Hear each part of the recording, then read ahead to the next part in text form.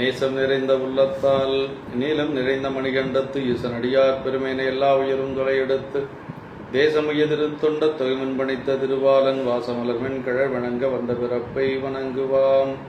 தூக்கு சீர்திருத்தொண்ட தொகை விரி வாக்கினால் சொல்ல வல்ல பிரான் எங்கள் வாக்கிய பயனாம் பதிகுன்றைவாள் செக்கிழாரடி சென்னியிருத்துவாம். கைலாய பரம்பரையில் சிவஞான போதநெறி காட்டும் வெண்ணை பயில்வாய்மை கண்டான் சந்ததிக்கோர்மை ஞான பானுவாகி புயலாரும் பொழில் திராவடுதுறைவாள் குரு நமச்சிவாய தேவன் சைலாதி மரபுடையோன் திருமரபு நீடோழி தழைகமாதோ. எல்லாம் வல்ல பெருமான் அருந்தரும் பன்னார் மொழி எம்முடனமர் திருநாவுடையாருடைய திருவடிகளை வணங்கி எம்பெருமக்கள் நாயன்மாருடைய பொன்னார் திருவடி தாமர்களை மனமொழி மைகளாலை வணங்கி குருமுக சன்னிதானங்களுடைய பொன்னார் திருவடி தாமர்களை முக்கரணங்களாலே வணங்கி அடியனுடைய ஞானஸ்ரீ பெருந்தகையாருடைய திருவடி தாமர்களை மனமொழிமைகளாலே வணங்கி அமைகின்றேன். அன்பார்ந்த சிவனேஸ்வரர்களே, இன்று ஆடி மாதம் கேட்டை நட்சத்திரம், எம்பெருமான் கலிய நாயனார் குருபூசி திருநாள். இன்று கலிய நாயனாருடைய திருச்சரிதத்தை தெய்வ சேக்கிழார் பெருமான் 17 திருப்பாடல்களில் நமக்கு பாடி அருளியிருக்கிறார். கலிய நாயனார் தொண்டை நாட்டிலே திரு ஒற்றியூரிலே அவதரித்த பெருமகனார். அவர் செக்கர் குளம் என்று சொல்லக்கூடிய அந்த எண்ணெய் தொழில் செய்யக்கூடிய அந்த ஒரு குளத்திலே அவதரித்த நாயனார். இறைவனுடைய ஆலயத்திலே திருவிளக்கு பணிகளை செய்து கொண்டு வந்தவர். செல்வம் குறைந்த பொழுதும் அந்த திருவிளக்கு பணி எப்படி அவர் செய்து வந்தார் என்று சொல்லி சேக்கிழார் பெருமான் நமக்கு சரித்திலே போற்றி இருக்கின்றார்கள். இந்த சரிதங்கள் எல்லாம் நம்ம உலகியல் நோக்கத்தோடு பார்த்தா கொஞ்சம் சற்று இடையூறாக இருக்கும். இது அதே போல இன்று குருபூசை இன்னொரு நாயன்மார் கோட்புலி நாயனார் என்று சொல்லி அவருக்கு இன்று குருபூசை. இந்த 2 சரிதங்களை எல்லாம் நம்ம உலகியல் நோக்கத்தோடு பார்க்கக்கூடாது. உலகியலை வென்றவர்கள் இந்த நாயன்மார்கள். செயற்கரிய செய்வர் பிரியர் பெரியர், சிறிய செயற்கரிய செய்கலாதார் என்று சொல்லி வள்ளுவ பெருமான் சொல்வது போல நம்மால் செய்ய முடியாத செயல்களை அவர்கள் செய்து காட்டிய பெருமக்கள்.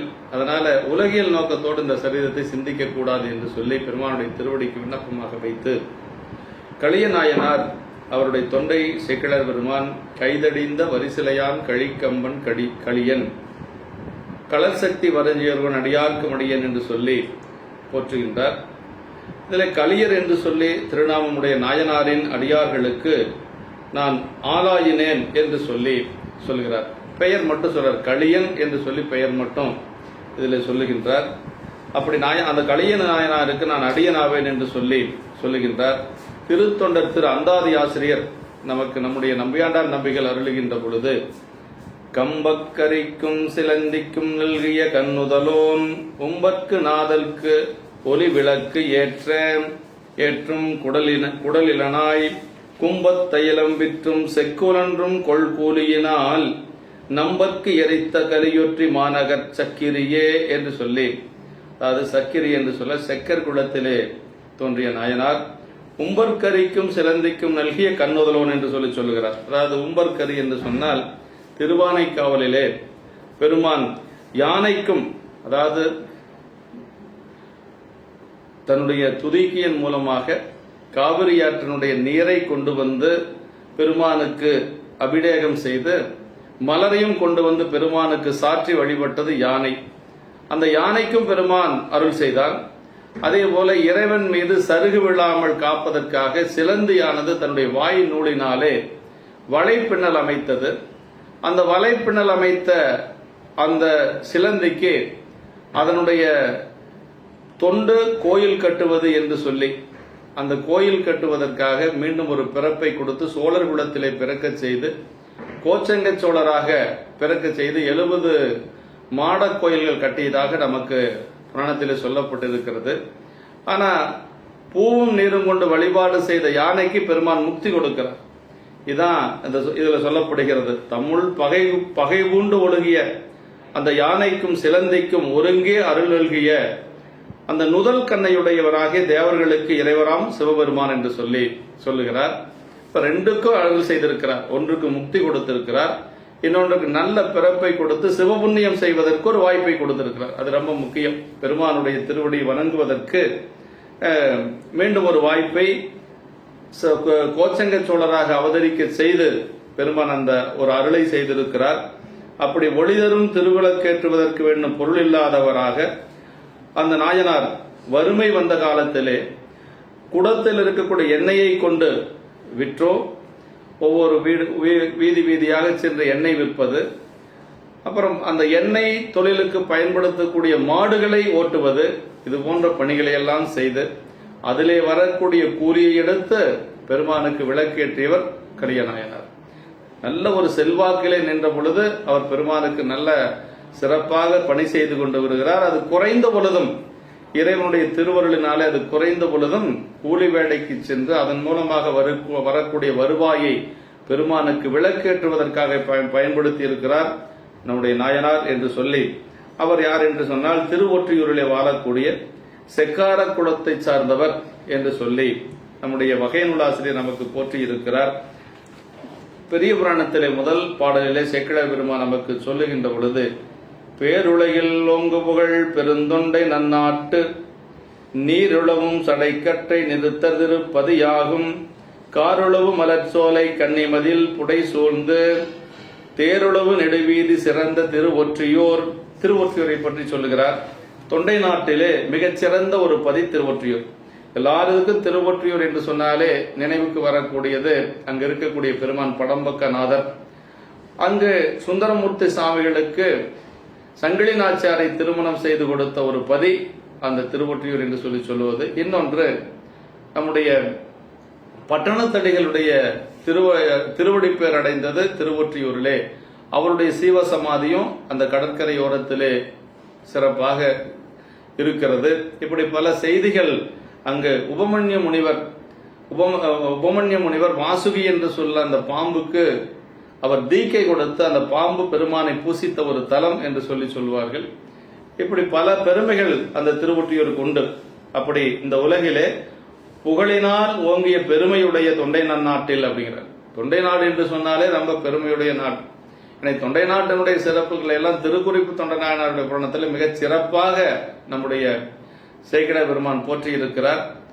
அதிலே என்னென்ன இயற்கை வளங்கள் முதலாக மக்களுடைய ஒழுக்கம், மக்களுடைய அந்த ஒரு பண்பாடு, அவர்களுடைய ஒரு வாய்மை மாறாத ஒரு திறம், இதை எல்லாமே நமக்கு சேக்கிழார் பெருமான் போற்றி இருக்கிறார். இப்படி அவ்வளவு பெருமையுடையது தொண்டை நாடு. கங்கையார் உழவும் சடைக்கற்றையுடைய நிறுத்தர் எழுந்தருளியுள்ள பதிகள் அங்கு நிரம்பு இருக்கிறது என்று சொல்லி, அப்படிப்பட்ட பதிகளிலே ஒப்பற்று விளங்கக்கூடியது திருவொற்றியூர் என்று சொல்லக்கூடிய திருப்பதி என்று சொல்லி, பேருலகில் ஓங்குபுகழ் பெருந்தொண்டை நன்னாடு என்று சொல்லி நமக்கு புராணத்தில் சொல்லப்படுகிறது. அவ்வளவு சிறப்புடைய அந்த ஊர் என்று சொல்லி நமக்கு போற்றி இருக்கிறார்கள். அப்படி அந்த திருவொற்றியூரிலே நல்ல ஒரு பெருமை நிறைந்த அந்த திருவீதிகள் இருக்கிறது. அந்த திருவீதிகளிலே நிறைய கமுகு சோலைகள், பாக்கு சோலைகள், இப்படி அந்த பயிர்களை உடைய அந்த தோட்டங்கள் நிறைந்த அந்த ஒரு ஊரிலே நிறைய மண்டபங்கள் எல்லாம் இருக்கிறது, அணியரங்குகள் இருக்கிறது, வீதிகள் எல்லாம் மிகச் சிறப்பாக இருக்கிறது. அதுபோக திருமடங்கள் அங்கு இருந்தது என்று சொல்லி போற்றுகிறார் தெய்வ சேக்கிழார் பெருமான். பண்ணு திருப்பதிகை இசை பாட்டோவா மண்டபங்கள், அன்னநடை மடவார்கள் ஆட்டோவா அணியரங்கு, பன்முறை தூரியம் முழங்கு விளவோவா பயில் வீதி, சென்னலடிசில் பிறங்கள் உணவோவா திருமடங்கள் என்று சொல்லி, அதாவது பன்முறையும் ஓதப்படுகின்ற திருப்பதிகங்களின் இசைப்பாட்டுக்களை மண்டபங்கள் ஓவாமல் உடையன என்று சொல்லி, அங்க இருக்கக்கூடிய மண்டபங்களிலே திருப்பதிகங்களுடைய ஓசை பண்ணோடு அங்கு இசைத்துக் கொண்டிருந்தது என்று சொல்லுவார். இதே போல திருவாரூர் நகர சிறப்பை பற்றி சொல்லுகின்ற பொழுது சேக்கிழார் பெருமான் தெல்லும் ஓசை திருப்பதிகங்கள் பசும் கிள்ளைகள் பாடுவ கேட்பன பூவைகள் என்று சொல்லி போற்றுவார். அதாவது திருவாரூரிலே கிளிகள் எல்லாம் பதிகங்கள் பாடிக்கொண்டிருந்தது, பூவைகள் என்று சொல்லக்கூடிய பறவைகள் அதை கேட்டு மகிழ்ந்தது என்று சொல்லி போற்றுவார். அப்படின்னா மக்கள் எந்த அளவுக்கு பதிகங்கள் பாடியிருப்பாங்கன்னு பாருங்க.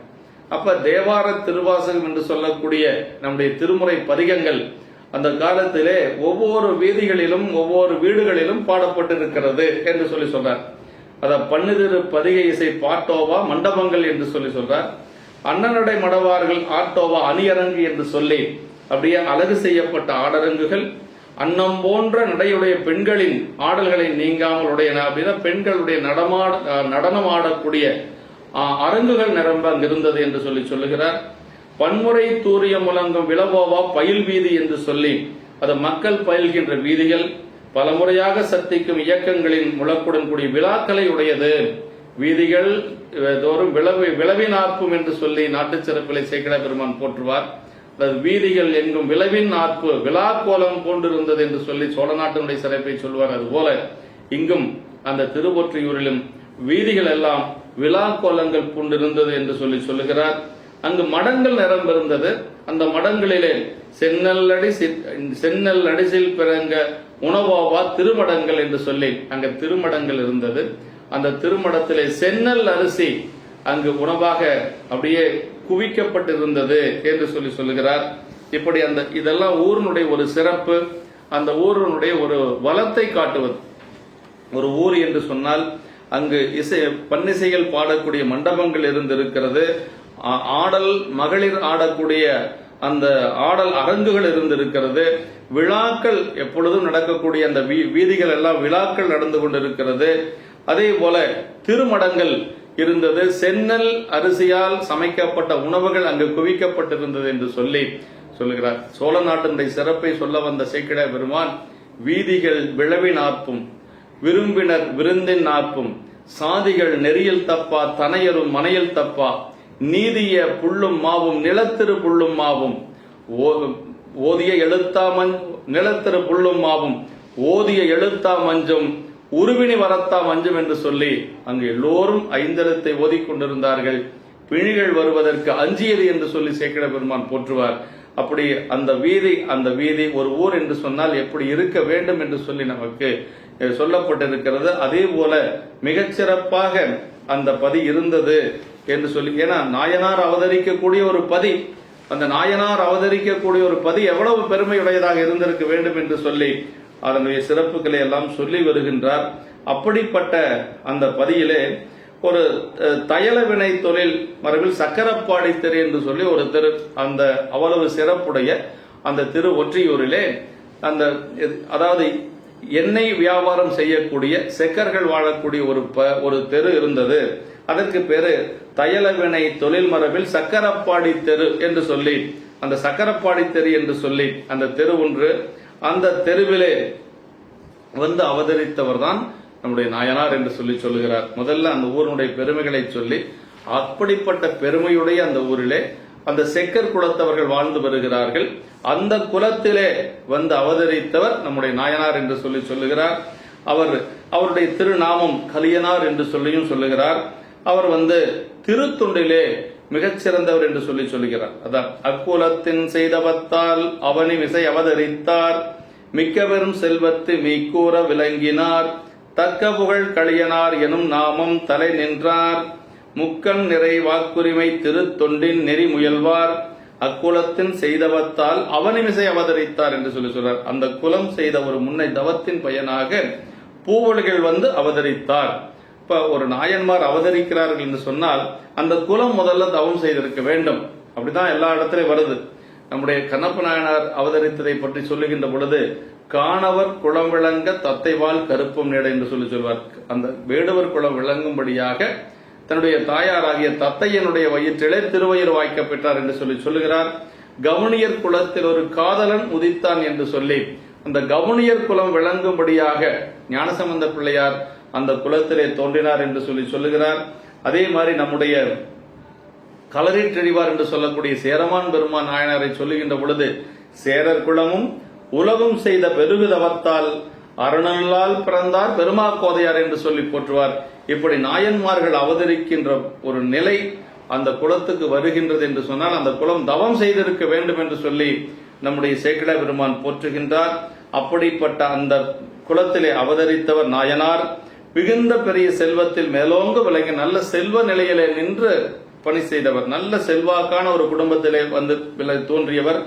தகுதியாகிய கலியனார் என்னும் பெயர் உண்டு. அவருக்கு பெயரே அவருடைய தகுதிக்கேற்றாற் போல் அமைந்தது என்று சொல்லி கலிய நாயனார் அவருடைய திருப்பெயர் என்று சொல்லுகிறார்.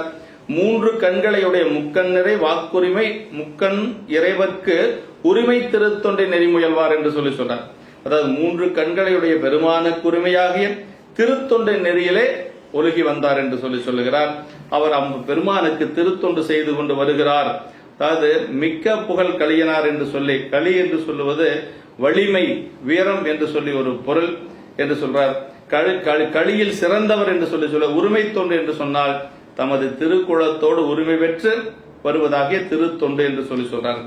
அப்படி நாயனார் அவதரித்த ஒரு குலம், அந்த ஒரு குடும்பம் எல்லாமே ஒரு நல்ல நிலையிலே செல்வாக்கான ஒரு குடும்பத்தில் நாயனார் அவதரித்திருக்கிறார்.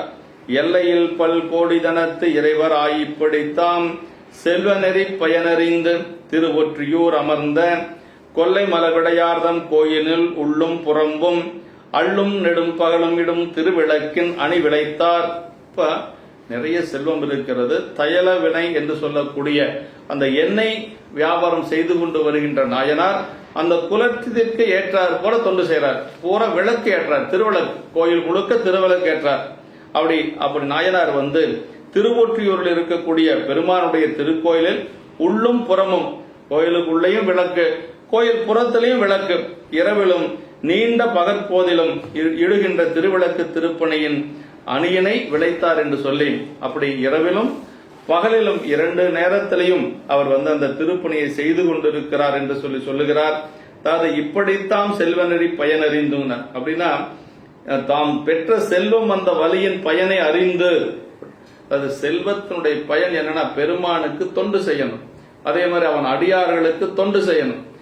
செல்வம் வந்தா செல்வத்தினுடைய பயன் என்ன? ஒன்னு இறைவனுக்கு தொண்டு செய்யணும், இல்லைன்னா அவன் அடியார்களுக்கு. அப்பதான் அந்த செல்வம் வந்ததனுடைய பயன்.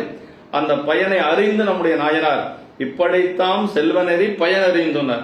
அப்படி இவ்வாறாக தாம் பெற்ற செல்வம் வந்த வழியின் பயனை அறிந்து, அதாவது எப்படி செல்வம் வந்தது அப்படின்னா முதல்ல சிவபெருமானுக்கும் அவன் அடியார்களுக்கும் செய்த தொண்டின் மூலமாக செல்வம் வந்தது. அப்படிதான் இளையான்குடி நாயனார் புராணத்தில் சொல்றார்.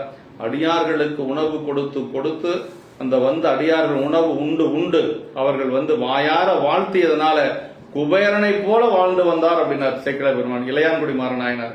அப்படியே அது இருந்து கிழவன் போல அப்படி செல்வத்தோடு வாழ்ந்து வந்த நாள் அப்படிங்கிறார். அப்புறம் ஏன் அந்த வறுமை வந்தது அப்படின்னா, செல்வம் குறைந்தாலும் என்னுடைய அடியார்கள் தொண்டிலே குறைய மாட்டார்கள் என்பதை இந்த உலகத்துக்கு காட்ட வேண்டும் என்பதற்காக வறுமை பதம் என்று சொல்றார் சேக்கிழ பெருமான் இளையான்குடி மாற நாயனார் குணத்தில். அது மாதிரி அந்த செல்வம் வந்ததுக்கு பயன் என்னன்னா சிவனை பூசித்த நிலை. இன்னொன்று பயனாவது செல்வம் பெற்ற பயன் சிவனையும் அடியார்களையும் பூசித்தலால் அழியும் பொருளை அழியாமல் செய்வது. செல்வம் என்று சொல்லுவது அழியக்கூடிய ஒரு பொருள். அந்த அழியக்கூடிய பொருளை கூட அழியாமல் செய்வது என்னன்னா செய்யக்கூடிய திருத்தொண்டுங்க. ஒன்னு இறைவனுக்கு செய்யணும், இல்லைன்னா அடியார்களுக்கு. இது 2 தான் தொண்டு. அப்படிதான் சைவத்தில் சொல்லப்பட்டிருக்கிறது என்று சொல்லி புறம்பு விளக்கிடுதல். அதாவது இன்னைக்கு மலைநாடுகள்ல பார்க்கலாம், நம்ம கேரள மாநிலங்கள்ல போன திருவஞ்சிக்கிழம் போன்ற தலங்கள்ல கோயிலுக்கு வெளியில எல்லா தெய்வமும் ஏற்றி வழிபாடு செய்வாங்க. அது ஒரு முறை. பெருமானுக்கு விளக்கு ஏற்றுவதில் உள்ளுக்குள்ளே ஏற்றணும், அதே மாதிரி வெளியிலும் ஏற்றுவது அப்படிங்கிறது புறம்பு விளக்கிடுதல் அப்படின்னு சொல்றாருங்க. ஆமா, இப்படி அவர் தொண்டு செய்து கொண்டு வருகிறார். எண்ணில் திருவிளக்கு நெடுநாளெல்லாம் எரித்து வர புண்ணியமை தொண்டர் செயல் புலப்படுப்பார் அருளாலே உள் நிறையும் பெரும் செல்வம் உயர்த்துவினை செயலோவி மண்ணில் அவர் இருவினை போல் மாண்டது மாட்சிமைத்தாக. அது இருவினை மாண்டது போல, எப்படி இருவினை ஒப்பு வந்ததோ இருவினையும் எப்படி அவருக்கு நீங்கியதோ அது போல அந்த செல்வம் எல்லாம் கொஞ்சம் கொஞ்சமா நீங்கிருச்சு. அதுதான் ரொம்ப சொல்றார். எண்ணில் திருவிளக்கு நெடுநாளெல்லாம் எரித்து வர, எண்ணில்லாத திருவிளக்கு நீண்ட நாட்கள் பெருமானுக்கு எரித்து வருகின்ற அந்த காலத்திலே சிவபுண்ணியத்தினுடைய உரைப்புடைய அந்த மெய்த்தொண்டரின் செயலை உலகறிய செய்வாராக இறைவது திருவருள். அதான் ரொம்ப முக்கியங்க. ஏன் வறுமை? ஒரு தொண்டு செய்யற ஒருத்தருக்கு துன்பம் வருமா? இன்னும் வராது. அப்புறம் ஏங்க இந்த இடத்துல வறுமை வந்தது அப்படின்னா அதுக்கு விடை எங்க இருக்குது? இளையான்குடி நாயனார் குணத்தில் இருக்குது.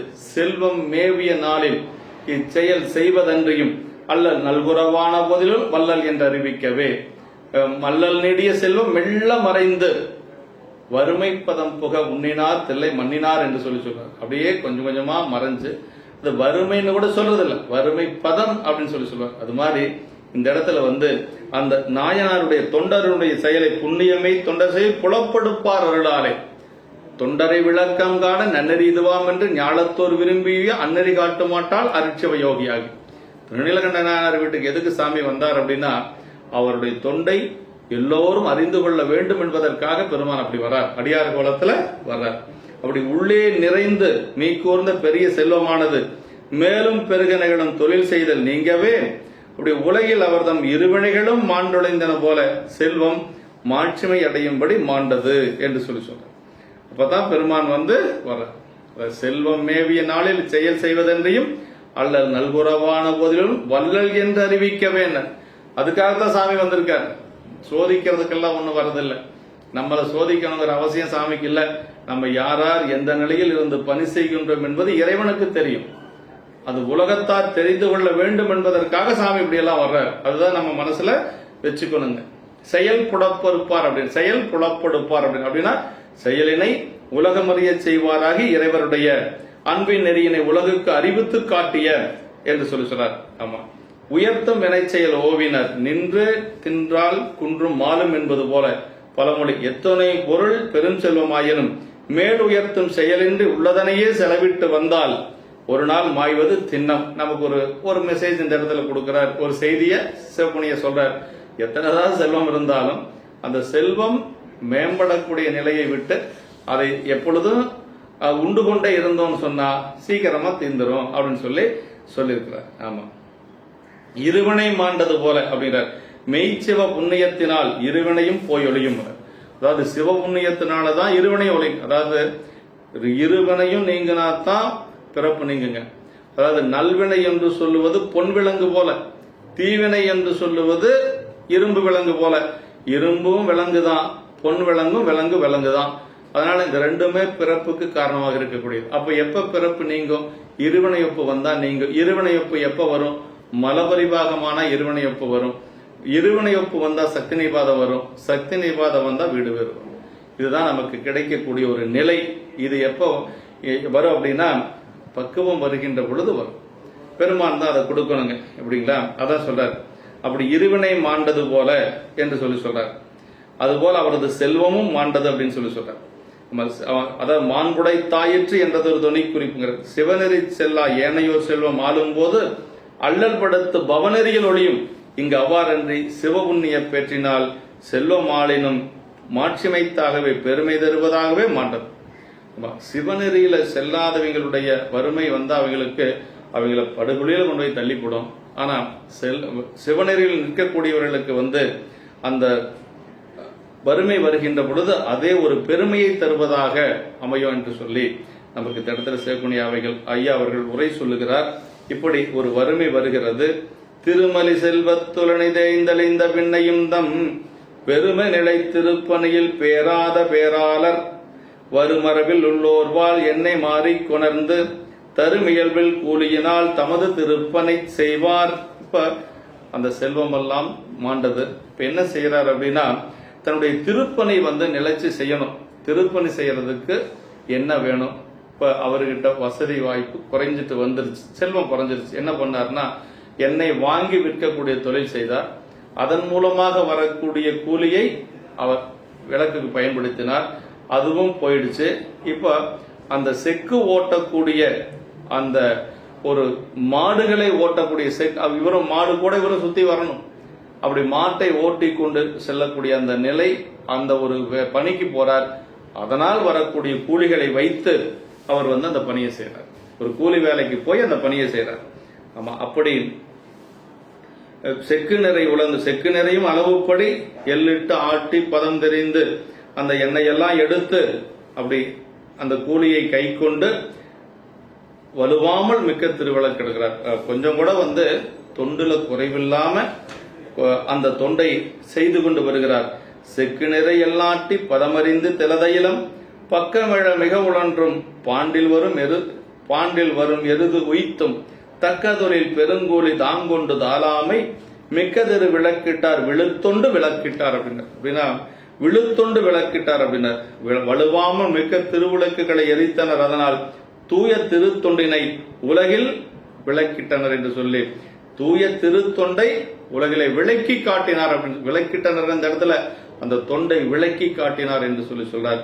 இப்பணிகள் எல்லாம் தன் பொருட்டு அவர் இந்த கூலி வேலைக்கெல்லாம் போகல.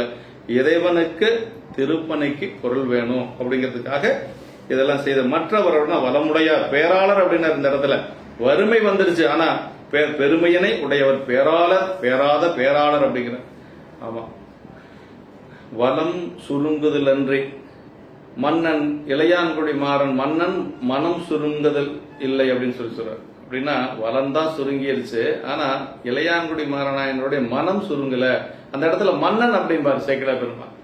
ஆமா, அவருடைய செல்வம் தான் சுருங்குச்சே ஒழிய அவருடைய மனசு கொஞ்சம் கூட சுருங்கல என்று சொல்றார். இதுதான் மற்றவர் வளமுடையார் என்று சொல்லி சொல்றார். வன்கண்மை கூறியவாறு கூலிக்கும் ஆறவும் கொடாமையின் அவர்கள் அருளுக்கு வேற என்பது குறிப்பிட்டு. அப்படி அந்த கூலி வேலையும் கொஞ்ச காலத்துல வந்து அவருக்கு யாரும் கொடுக்கல.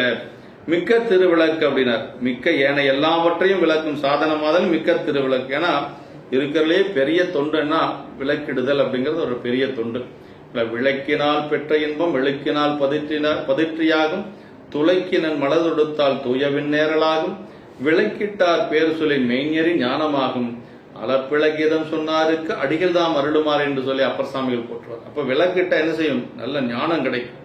ஆமா, அதான் சொல்றார் நாயனார். சிவபுரியில் பொலிந்திருக்க என்று அதை மிக்க திருவிளக்குனர். சிவபுரியில் பொலிந்திருக்கக்கூடிய ஒரு வாய்ப்பு சாமி கொடுக்க போறார். வழித்தொண்டு விழுத்தொண்டு விளக்கிட்டார் அப்படின்னு, திருத்தொண்டின் திறம் இத்தகையதென உலகறிய விளக்கினார் அப்படின்னு சொல்லி, இது இறைவர்களால் வந்தது, அது இதுதான் திருத்தொண்டு என்று சொல்லி இத்தகையதென உலகறிய விளக்கினார் அப்படின்னார். உலகம் அறிந்து கொள்ளும்படியாக நாயனார் செய்து காட்டினார் என்று சொல்லி சொல்றாருங்க. இங்கு கூறிய செக்காட்டு எல்லை எடுக்கும் தொழிலும், முன்னர் கண்ணப்ப நாயனார் புராணத்தில் மாமிசம் எடுத்து பதமாக்கிய தொழிலும், திருநாளை போவார் புராணத்தில் அவரது மரபின் தொழிலும், திருக்குறிப்பு தொண்டர் புராணத்தில் வண்ணார் தொழில் முதலியவை போன்றவற்றை உள்ளவாறு தன்மையணியில் வைத்து எடுத்து காட்டுதல் ஆசிரியருடைய சிறந்த கவிநயம். அந்தந்த குலத்திற்கேற்றவர்கள் அந்தந்த குலத்தில இருந்து தொண்டு செய்தார்கள், அதற்கு தக்கவாறு தொண்டு செய்தார்கள் என்று சொல்லி நமக்கு ஆசிரியர் பல இடங்கள் இப்படி சொல்லியிருக்கிறார். ஆமா, இப்ப என்ன செய்யறாருன்னா, சுத்தமா வருமானம் இல்லை, அதனால ஒரு வேலை செய்தார். இந்த இடத்துலதான் நாம வந்து நாயனார் செய்த செயல் செயற்கரிய செயல். அதனால இது உலகியலோடு வைத்து நம்ம பார்க்க கூடாது. அதற்கு கடந்தவர்கள் தன்னுடைய நாயன்மார்கள் எப்படின்னா தன்னுடைய குழந்தைகள், மனைவி, மக்கள் அத்துணை பேரையும் கடந்தவர்கள். அவர்களுக்கு முன்னாடி வந்து நின்றது என்ன என்று சொன்னால் தொண்டு ஒன்றுதான் நின்றது. அதான் இங்க சொல்றார், மனைவியை விற்பதற்காக செல்லுகிறார். இப்ப பொருள் இல்லை, எதற்காக? அதாவது தன்னுடைய வறுமைக்காக மனைவி விற்கல, இறைவனுடைய திருத்தொண்டு செய்வதற்கு எண்ணெய் வாங்குவதற்கு பொருள் வேணும், அதுக்காக மனைவி விற்பதற்காக போறார். சொல்ற அப்பனையாள் வரும் பேரும் அவ்விளைஞர் பலர் உளராய் எப்பரிசும் கிடையாத வகை முட்டை இடர் உளந்தேன் ஒப்பின்மனை விற்றரிக்கும் ஒரு பொருளும் மாண்டதற்பின் செப்பரும் சீர் மனைவியாரை விற்பதற்கு தேடுவார்.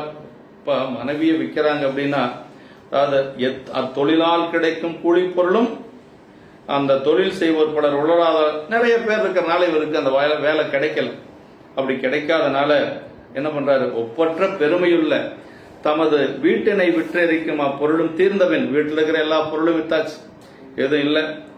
சொல்லுதற்கரிய சிறப்பையுடைய தம் மனைவியாரை விற்று பொருள் பெற்று பணி செய்வதற்கு வழி தேடினார். மனைவி அழைத்து கொண்டு விற்பதற்காக செல்லுகிறார். அப்படி மனைவியை அழைத்து விற்க செல்லுகின்ற பொழுது யாரும் வாங்கல. எப்படி வாங்குவாங்க? அங்க யாரும் அத பொருள் இல்லாததுனால வாங்காம இருக்கல.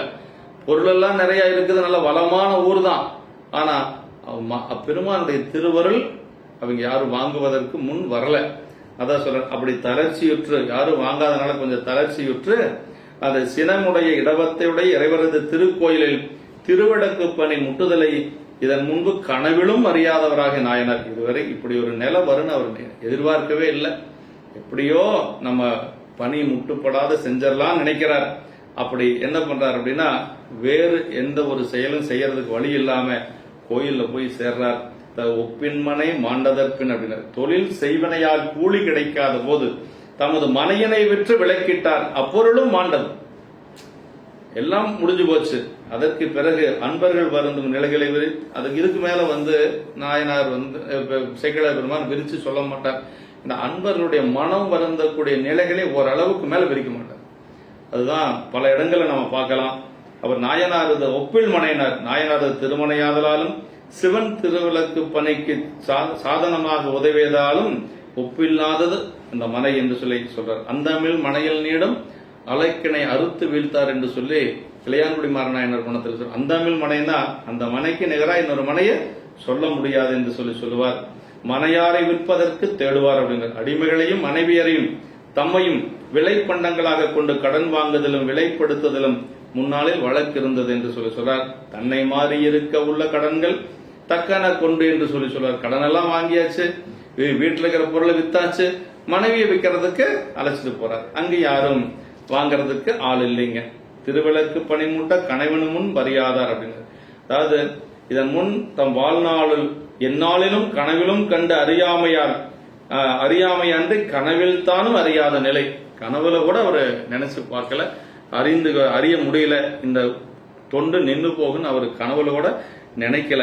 அப்படி இருக்கின்ற பொழுது உலகியல் மேம்பட்ட அன்பு நெறி வழக்கு அவர் மனமகிழ்ந்து என்ன செய்யறார் அப்படின்னா சொல்றார். பணிகொள்ளும் படம்பக்க நாயகர்தம் கோயிலினுள் அணிகொள்ளும் திருவிளக்கு பணிமாறும் மையத்தின் மணிவண்ண சுடர்விளக்கு மாலில் யான் மால்வன் என துணி உள்ளங்கொள நினைந்த வினை முடிக்க தொடங்குவார். இப்ப நேரா திருவொற்றியூர் படம்பக்கநாதர் கோயிலுக்கு போறார். அந்த கோயில் சாமிக்கு பேரு படம்பக்கநாதர். வாசுகி என்று சொல்லக்கூடிய பாம்பு தன்னுடைய திருமேனையில் இருக்கு, சாமியினுடைய திருமேனை, அதனால அதுக்கு பேரு படம்பக்கநாதர் என்று சொல்லி அழகு நிறையும் திருவிளக்கு திருப்பணி செய்ய நின்ற அந்த நேரத்தில் மணி போன்ற சுடர்களையுடைய திருவிளக்கு எரிக்கப்படாமல் நின்றுபடுமாயின் நான் மாழ்வதே கருமம் என்று துணிவினை மனம் கொள்ளும்படி நினைந்து, இந்த திருவிளக்கு பணி மட்டும் நின்று போச்சுன்னா நான் என்னுடைய உயிரை விடுவதே மேல். ஏன்னா நாயன்மார்கள் செய்த பணி முட்டுப்படுகின்ற பொழுது உயிர் வாழ மாட்டார்கள். அறிவாள் தாய நாயனார் இறைவனுக்கு அமுது படைக்க முடியவில்லை என்று சொல்லி கொண்டு போன நிவேதனங்கள் கீழே கமரில் சிந்துகின்ற பொழுது இனிமேல் உயிர் வாழ மாட்டேன் என்று சொல்லி அந்த தன்னுடைய அறிவாளால் கழுத்தை அறிய முற்படுகின்றார். இப்படி களரேற்றறிவார் நாயனார் அந்த பெருமானுடைய திருச்சிலம்பு ஓசை கேட்காதனால இந்த உடம்பினால் நான் இனி அடையும் இன்பம் யாது என்று சொல்லி தன்னுடைய உடைவாளை எடுத்து நெஞ்சிலே வைக்கின்ற பொழுது பெருமான் திருச்சிலம்பு ஓசை காட்டினார். இப்படி பல இடங்கள் நமக்கு நாயன்மார்கள் அப்படி பணி முட்டுப்படுகின்ற பொழுது உயிர் வாழ விரும்ப மாட்டார்கள் என்பது பல இடங்களில் நம்ம பார்க்கலாம். அப்படி நான் மாழ்வதே கருமம் என்ற அந்த துணிவனை மனம் கொள்ளும் நினைந்து அச்செயலை முடிக்க தொடங்குகின்றார் என்று சொல்லி சொல்றார்.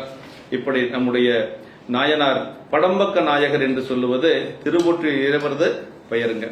ஆமா, பணிகொள்ளும் அப்படின்னார். அதாவது திருவிளக்கு இடக்கூடிய பணிகளும், அதாவது பணினா திருப்பணி, திருவிளக்கு பணியும் திருப்பணி தாங்க.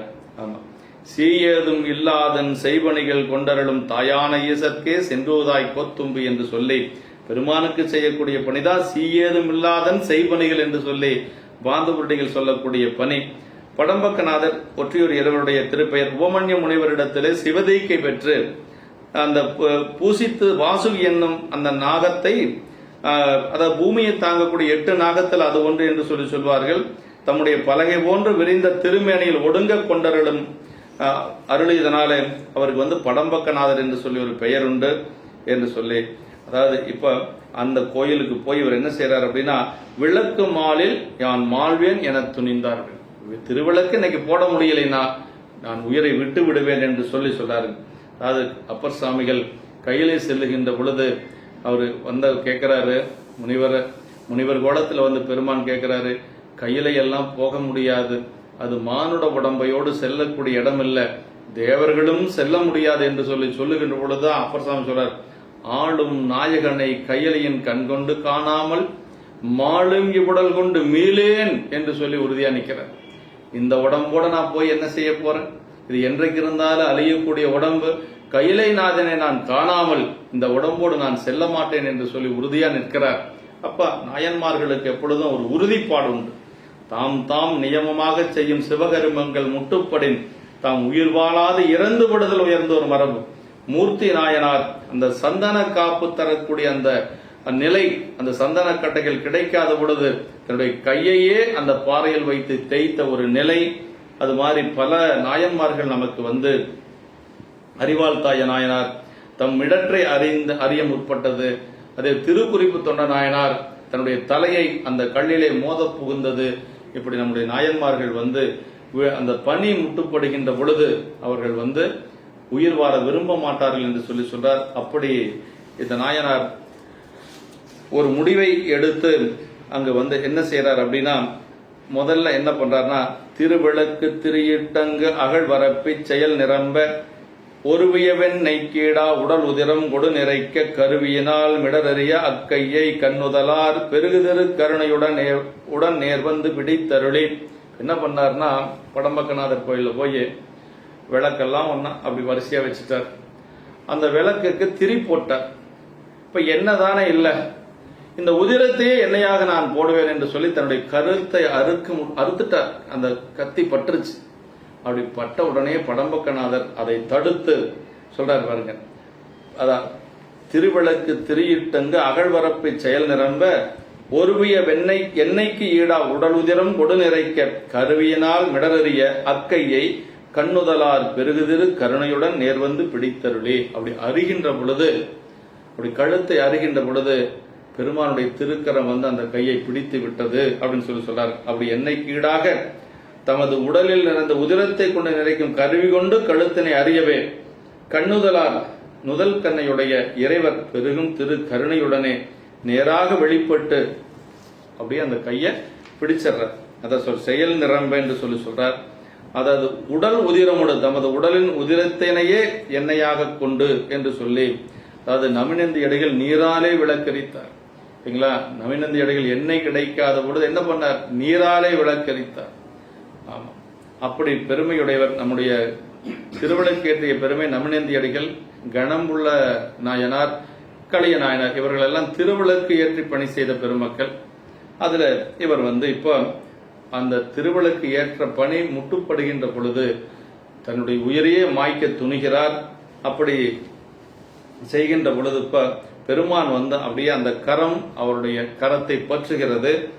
அப்ப சொல்றார், மற்ற வருதம் முன்னாக மழை மிடமேல் எழுந்தருள உற்ற ஊர் அது நீங்கி ஒளி விளங்க உச்சியின் மேல் பற்றிய அஞ்சலியனராய் நின்றவரை பரமதாம் பொற்புடைய சிவபுரியில் பொழிந்திருக்க அருள் புரிந்தார். பெருமான் அருள் செய்றார் பாருங்க. அப்படியே அந்த பெருமான் தன்னுடைய திருக்கரத்தினால் அந்த கரத்தை பற்றுகின்ற பொழுது அப்ப வந்து இளமை பொருந்தி இடபத்தின் மேல் பெருமான் எழுந்தருளி காட்சி கொடுக்கிறார். இடப வாகனத்தில் உமையம்மையோடு பெருமான் காட்சி கொடுக்கிறார்.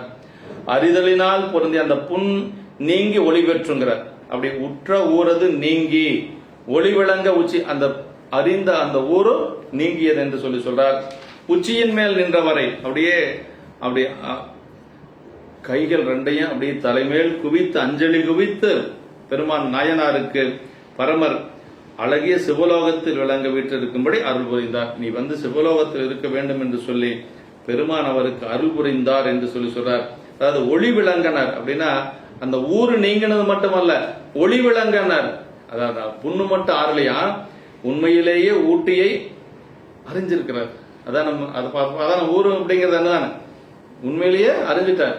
ஆனா அந்த ஊரு நீங்கினது மட்டுமல்ல, ஊரு போய் முன்னையிலும் ஒளி பெற்று விளங்கியது என்று சொல்லி சொல்றாரு. அப்படியே பெருமான் நாயனார் அஞ்சலி கூப்பி நிற்கின்ற பொழுது அவர் அப்படியே திருவிளக்கு பணி செய்தவராக இருந்த காரணத்தினாலே ஞான விளக்கத்தோடு பொலிய அவர் வந்து சிவலோகத்திலே வந்து இருக்க வேண்டும் என்று சொல்லி அருள் செய்கின்றார். தேவர்கள் பெருமானாகிய இறைவரது கோயிலில் எரிக்கும் திருவிளக்கு பணி முட்டியதனால் தமது மிரற்றியே அறிந்து பொருந்ததற்குரிய வினையை செய்து முடித்த களிய நாயனாரின் திருவடிகளை வணங்கி அதற்கு பிறகு சத்தி நாயனாரை பற்றி அவருடைய திருவருளை பேசுவோம் என்று சொல்லி நமக்கு இந்த இறுதி பாடலை போற்றுகின்றார் தெய்வ சேக்கிழார் பெருமான் என்று சொல்லி, அதாவது என்ன இதுல சொல்றாருன்னா, ஒரு நகரம் என்று சொன்னால் ஒவ்வொரு தொழில் செய்யக்கூடியவங்க ஒவ்வொரு பகுதியில் வாழ்ந்திருக்கிறார்கள் அப்படிங்கிறது நமக்கு தெரியுது. ஒவ்வொரு குலத்தில் உள்ளவர்களும் அந்த குலத்தொழிலிருந்து அதற்கேற்றபடி தொண்டு செய்து வந்திருக்கிறார்கள். கண்ணப்ப நாயனார், இளையான்குடி மாற நாயனார் இவர்கள் போன்றவர்கள் எல்லாரும், அதை திருநீலகண்ட நாயனார் ஓடு கொடுத்தவர். இந்த நாயனார் வந்து திருவிளக்கு பணி செய்திருக்கிறார். அது எப்படி செஞ்சிருக்கிறாங்கன்னா, எல்லாருமே செல்வம் உள்ள காலத்துல மட்டுமல்ல, அது நீங்கிய காலத்திலும் அந்த தொண்டை வலுவாது செய்தவர்கள் நம்முடைய நாயனார்கள். அப்படி அந்த உரைப்போடு பணி செய்து வருகின்றார்கள். அப்படி மெய்வருந்தி செய்யும் தொழில் கூலி கொண்டும் தம்முடைய பணியை முட்டாது செய்து வந்திருக்கிறார். அருள்வாழ்த்தாய் நாயனார் போன்று செய்ய முடியாத காலத்தில் தன்னுடைய உயிரை போக்கிக் கொள்ளுவது என்று சொல்லி அவர்கள் எல்லாம் வாழ்ந்திருக்கிறார்கள். மனைவியை விற்றும் இறைவனை ஏற்றுதல் அன்பின் உரைப்பினால் வருவது என்று சொல்லுகிறார்.